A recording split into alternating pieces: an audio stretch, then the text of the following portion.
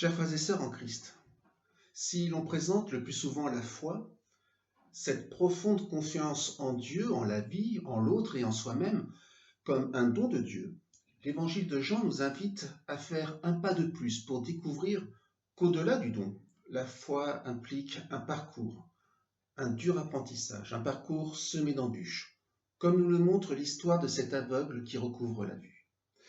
Un parcours où, tout comme dans notre texte, se pose à la fois la question de l'identité de Jésus, mais aussi la question de notre relation à Dieu, aux autres et à nous-mêmes. Autrement dit, la question de la compréhension de Dieu en lien avec notre humanité. Une humanité appelée à la vie en plénitude et à la liberté. Au départ, nous avons un homme aveugle, un mendiant, qui, au contact de Jésus et suivant ses recommandations, retrouve la vue. Nous pouvons certes voir dans cette guérison une démonstration de la puissance de Jésus qui nous révélerait sa proximité avec le Père, oui. Mais il me semble important d'aller plus loin, de prendre toute la mesure symbolique de ce texte. Du reste, Jésus lui-même donne une interprétation symbolique de son geste de guérison à la fin du récit. C'est pour un jugement que je suis venu dans le monde, pour que ceux qui ne voyaient pas voient, et que ceux qui voyaient deviennent aveugles. Et lorsque les pharisiens demandent « Est-ce que par hasard nous serions des aveugles nous aussi ?» Jésus leur répond « Si vous étiez des aveugles, vous n'auriez pas de péché. Mais à présent vous dites « Nous voyons », votre péché demeure. » Le récit nous rapporte l'histoire d'un homme aveugle. Alors sur le plan symbolique, nous pourrions dire que c'est l'histoire d'un homme qui se trouve dans l'obscurité. L'obscurité existentielle, l'obscurité spirituelle, sans perspective, sans avenir, sans espérance. L'histoire d'un homme qui ne trouve ni sens, ni direction à son existence. Il ne demande rien d'ailleurs, il se contente de mendier. Il attend qu'on l'aide, il attend peut-être sans savoir quoi au juste. Oui, l'aveugle de notre récit, c'est le symbole de l'humain en marge. L'humain en marge des autres, mais aussi en marge de lui-même, de sa propre existence. Il est le symbole de l'humain embourbé dans l'obscurité d'une absence de sens, d'un vide fondamental qui l'empêche de s'épanouir et qui le condamne à l'inertie et au fatalisme. Jésus utilise de la boue qu'il lui applique sur les yeux, après quoi l'homme aveugle va se laver. Alors le geste de Jésus peut nous évoquer bien évidemment le récit de la création où Dieu prend de l'eau de la source et de la terre du sol. Quant à l'eau dans laquelle l'homme aveugle va se laver, je ne peux pas m'empêcher d'y voir une allusion au baptême. Autrement dit, ce qui se joue dans notre texte, au-delà d'une guérison, c'est une création, ou plus précisément une nouvelle création. Cette vie nouvelle à laquelle nous renvoie le baptême, où le vieil homme qui habite en nous meurt pour faire place à un homme nouveau, ressuscité en Christ.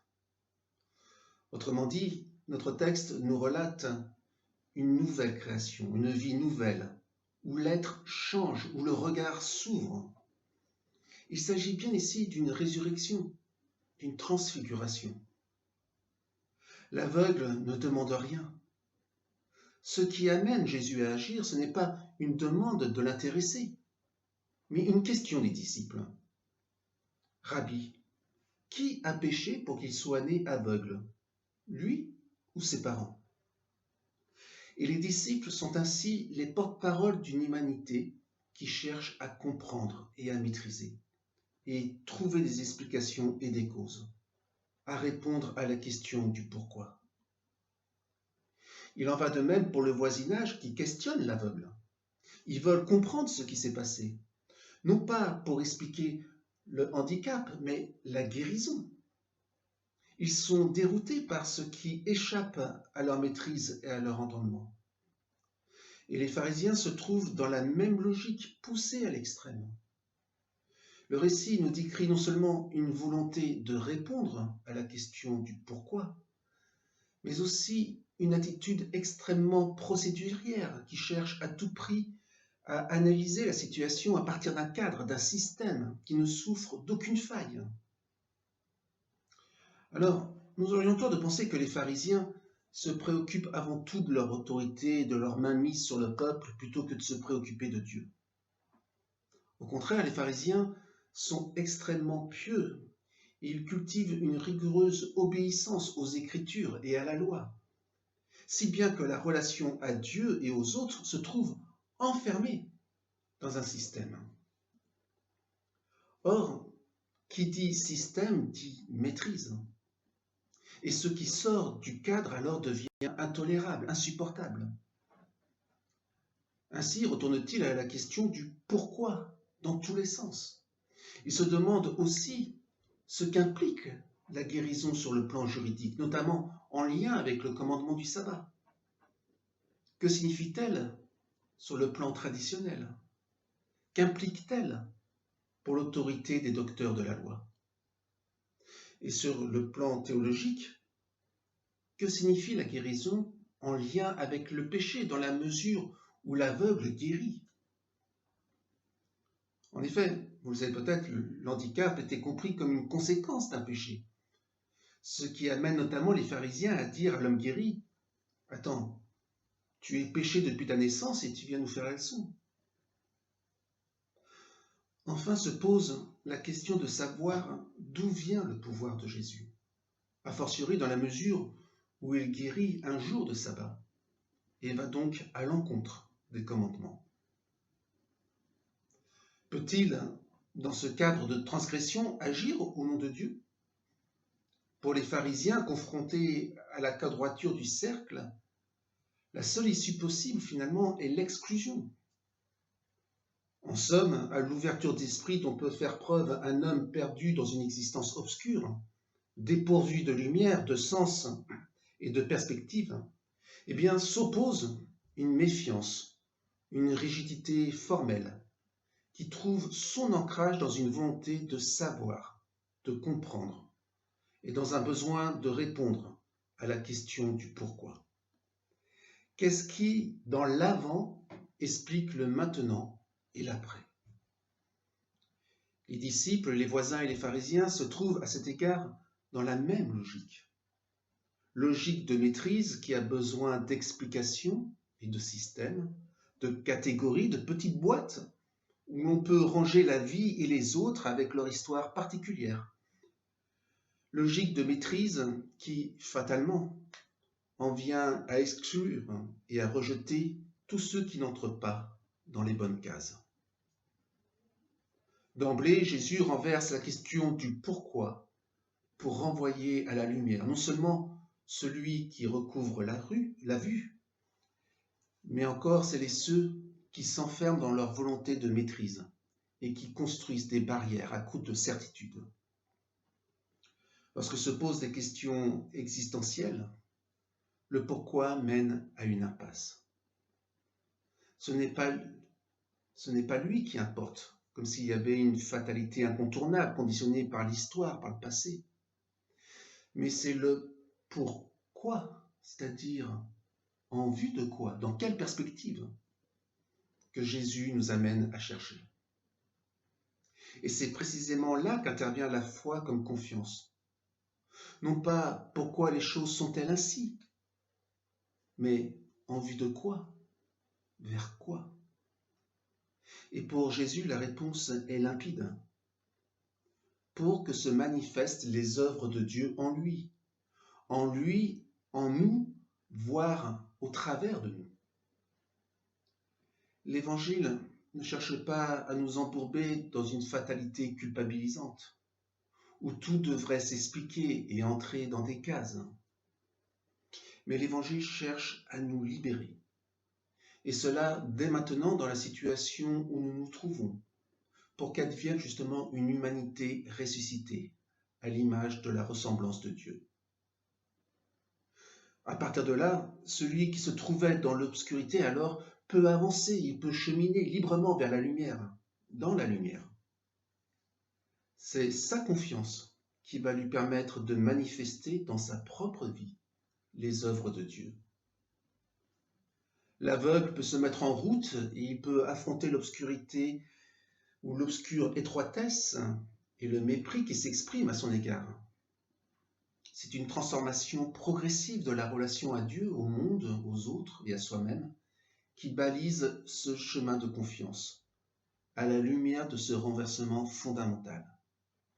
Non pas pourquoi, mais pour que se manifestent les œuvres de Dieu. Ainsi, l'aveugle guéri parvient à découvrir peu à peu le divin qui se révèle dans la parole libératrice de celui qui lui a rendu la vue. Dans le texte, lorsqu'il parle à Jésus, je ne sais pas si vous avez remarqué, il y a une gradation. Dans un premier temps, il est passif et ne dit rien. Puis il dit, je ne sais qu'une chose, avant j'étais aveugle, maintenant je vois. Plus loin encore, l'homme qu'on appelle Jésus. Encore plus loin, c'est un prophète. Puis, un homme pieux faisant la volonté de Dieu. Ensuite, un homme de Dieu. Et enfin, le Fils de l'homme. Sa relation au monde et à lui-même change dans le sens où il se met en route, dans le sens où il affronte le monde et ose prendre la parole avec toujours plus d'assurance et de liberté, quand bien même ses interlocuteurs deviennent de plus en plus hostiles. Sa relation aux autres se transforme dans la mesure où il ne craint pas d'être en vérité, d'affronter, de dire tout simplement ce qu'il pense et non ce que les autres voudraient entendre de lui. Et ce qu'il est prêt à l'assumer. Cette liberté intérieure, découverte grâce au renversement que Jésus opère au début du récit, ne s'avère en fin de compte guère confortable pour notre homme guéri. Au final, il subit la même exclusion que lorsqu'il mendiait. Sauf que maintenant, il est vivant, pleinement vivant. Et c'est peut-être à ce prix que se réalise une vie qui a du sens, une vie qui témoigne de l'œuvre libératrice de Dieu pour le monde. Une vie où l'on sait comment on s'appelle, toujours mieux, et où on apprend à marcher en confiance. Confiance en un Dieu qui se révèle, non pas dans des lois et des systèmes, mais au cœur de l'humanité. Dans une parole qui fait naître une relation où l'autre est infiniment plus que ce qu'il montre ou ce qu'il fait. Confiance également en la vie qui ne se résume pas en une succession de fatalités, mais qui trouve son sens dans une promesse. Confiance aussi en l'autre et en soi-même, envers et contre tout. À nous de nous laisser remettre en question lorsque nous portons un regard simpliste sur le présent, cherchant vainement des liens de cause à effet avec le passé et oubliant de regarder vers l'avenir. À nous de nous laisser déstabiliser lorsque nous ne voulons pas comprendre que les choses peuvent changer et que la vie n'est pas une fatalité. À nous de nous laisser ébranler lorsque nous campons sur nos principes et nos convictions, au point d'en devenir toxiques pour les autres et pour nous-mêmes. À nous de prendre conscience de notre obscurité, de nos sentiments de culpabilité, d'échec et de résignation, afin de nous laisser véritablement illuminer par une parole libératrice, par l'Évangile qui nous relie, et nous réconcilie et qui nous rend libres et responsables, en nous tenant loin de l'étroitesse et de l'exclusion, de la catégorisation des autres et de la mort. Oui, chers frères et sœurs, à nous de marcher sur ce chemin de lumière que nous ouvre le Christ, pour nous laisser recréer au quotidien, pour grandir en humanité, reconnue par le Père, dont les œuvres se manifestent en nous et à travers nous, dans la mesure où nous le faisons faire, où nous le laissons faire au gré de notre confiance. C'est ainsi que, comme le Christ et avec le Christ, nous sommes ressuscités pour sa gloire et pour le bien de ceux qui nous entourent. Amen.